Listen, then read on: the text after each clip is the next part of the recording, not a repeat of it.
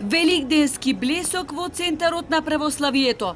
Во 7 милениумскиот град кој што секогаш знаел ширум да ги отвори портите за сите оние кои што сакаат веста за Христовото воскресение да ја дочекаат тука, годинава за разлика од лани повторно има живост и покрај пандемијата. На Охрид му се восхитуваат бројни туристи од соседството кои знаат да ги впијат убавините на тивкиот спокоен Охрид. Поголемите хотели се пополнети нешто повеќе од 20%, но помалите и приватните капацитети се полни, покрај домашните најбројни се гостите од Србија. Четврти пут да долазимо овде и сваки пут ми било јако лепо, јако пријатно.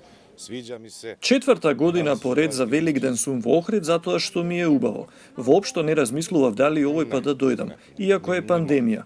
Се чувствувам безбедно. Во ред е да се носат заштитни маски во затворен простор, но на отворено не гледам никаква потреба.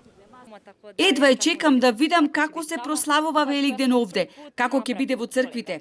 Ни за миг не се двоумев да дојдам. Фала му на Бога, барем нешто е отворено. Ни тренутка. Фала Богу, нешто е бар отворено, да така кажем. Во мир и тишина ќе ги поминам деновите, обиколувајќи го Охрид, но ќе се гоштеваме и во рестораните. Не прескокнуваме ништо. Иći ćemo u restorane obavezno. Ne preskačemo ništa.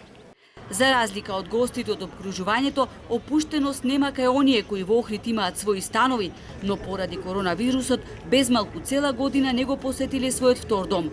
Но Великден е билат празник на радоста и среќата, а градот буди продуховени чувства. Се чини вечерва сите патишта ќе водат кон верските храмови. Па во црква веројатно. Мало на дистанца да ќе ги запазиме сите оние работи што се пропишани од здравствената организација и се надеваме на се најубаво. Се подразмисливте пред да дојдете, дали да дојдете ради пандемија во многу луѓе? Одамна го планираме, меѓутоа опет се поразмисливме. Па се плашиме да ви кажам, ама на дистанца и на растојание седиме, носиме маски.